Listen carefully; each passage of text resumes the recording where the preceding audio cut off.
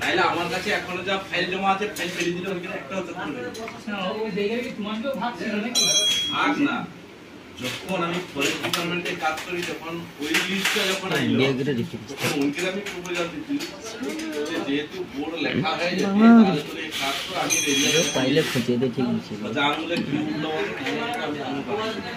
নাম হচ্ছে বাঙালি বাঙালি